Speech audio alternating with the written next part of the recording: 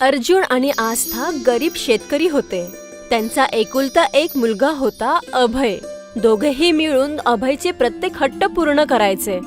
अहो, तुम्ही ह्या महिन्यामध्ये तुमच्यासाठी नवीन शर्ट घेणार होतात ना?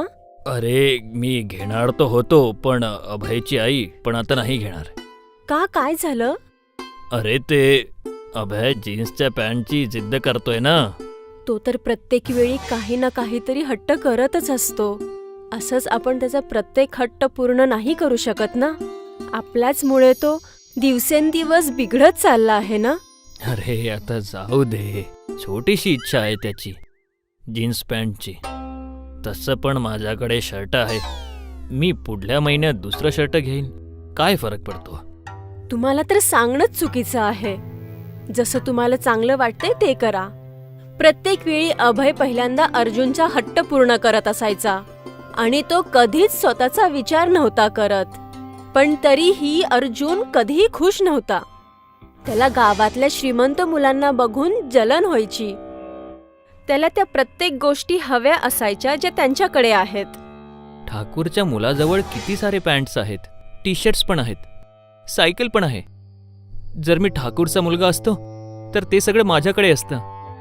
अरे असं कशाला विचार करतोयस? तुझे बाबा तुला तरी पण खूप साऱ्या वस्तू देतात घेऊन. हा पण विचार कर, मी पण श्रीमंत असतो तर माझ्याकडे किती सारे पैसे असते. मी तुम्हा सगळ्यांना खूप चांगलं जेवण खाऊ घातलं असतं, कोल्ड्रिंक पिलो असतो, पिक्चर बघायला गेलो असतो. विचार कर यार. हां, ते तर चांगलं झालं असतं. पण आता आपल्याकडे जे पण आहे मी त्यामध्ये खुश आहे. घरी त्याच्या आई आणि वडील दोघे बसले होते. अर्जुन त्याच्या वडिलांजवळ गेला. बाबा, मला नवीन सायकल, नवीन कपडे आणि पैसे पाहिजेत. मागत तर असं आहेस की जसं की तुझ्या बाबांजवळ सोन्याची खाण आहे. आता माझे बाबा गरीब आहेत तर यात माझी काय चूक आहे? मला पण गावातल्या श्रीमंत मुलांसारखं राहायचंय. तुझे वडील तुझ्यासाठी सगळं करतायत ना. तुझ्या जीन्स पॅन्टसाठी त्यांनी स्वतःसाठी शर्ट नाही खरेदी केला. बघ, फाटलेला शर्ट घालत आहेत ते. थोडी तरी लाज वाटू दे. अर्जुनने वडिलांचा फाटलेला शर्ट पाहिला. आता तो काय बोलू शकणार होता? त्याला सगळं हवं तर होतं, पण त्याला कळालं होतं की त्याचे आई वडील त्याला हे सगळं देऊ शकणार नव्हते. तो घराच्या बाहेर निघाला आणि जंगलाच्या तिकडे जाऊ लागला. तो त्याच्या फाटक्या नशिबाला कोसत होता. काश मी पण श्रीमंत असतो. हे देवा, माझ्यासाठी फक्त एवढं कर. मला खूप सारे पैसे दे देवा. अर्जुनने जसं एक पुढचा पाऊल टाकलं, तो एक मोठ्या खड्ड्यामध्ये जाऊन पडला. त्या खड्ड्यातून तो एक वेगळ्या शहरामध्ये पोहोचला. हे सगळंचे सगळं शहर बांबूचं होतं. बांबूचे रस्ते, बांबूचे घर, बांबूची विहीर. हे मी कुठे आलोय? आणि इथे सगळं लाकडाचं का आहे? अर्जुन इकडे तिकडे बघतच होता. तेवढ्यात खूप जोरात वारं सुटलं आणि त्या वाऱ्यामध्ये 2000च्या नोटा उडू लागल्या. पैसे, एवढे सारे पैसे. अर्जुनने उडणारे सगळे पैसे गोळा केले. त्याला त्याच्या डोळ्यांवरती विश्वास बसत नव्हता. त्याने त्या सगळ्या नोटांचा एक गठ्ठा बनवला. देवा, तू माझं ऐकलं. देवा देवा, धन्यवाद. इकडे तिकडे पळून पळून अर्जुन थकला होता. त्याला तहान लागली होती.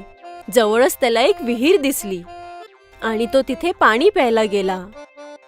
जसं त्यांनी बादली वरती खेचली, तिथे पाणीच्या ऐवजी हिरे आले. हिरे?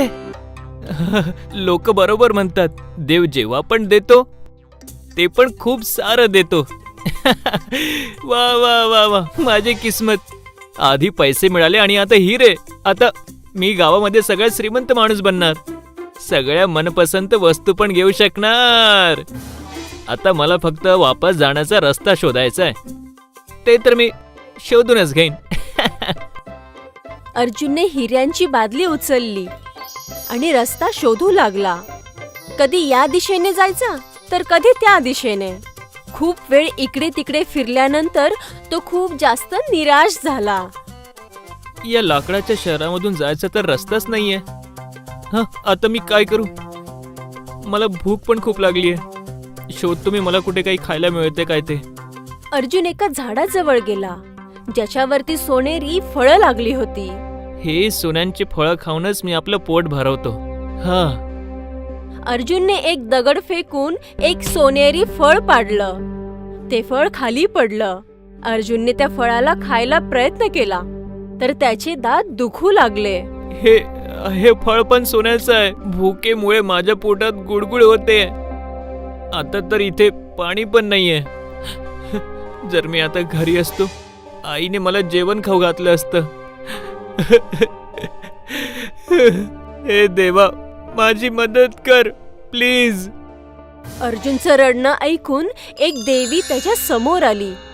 अर्जुन, तू रडत का आहेस? तुला तर पैसे आणि सोनं हवं होतं ना? नाही, मला हे सगळं नाही पाहिजे. मला आपल्या घरी वापस जायचंय, माझ्या आईबाबांकडे. पण ते दोघं तर गरीब आहेत. ते तुझे सगळे हट्ट पूर्ण कसं करतील? चांगलं हे होईल की तू इथेच राहा. इथे किती सगळं सोनं आहे, पैसे आहेत, संपत्तीच संपत्ती आहे.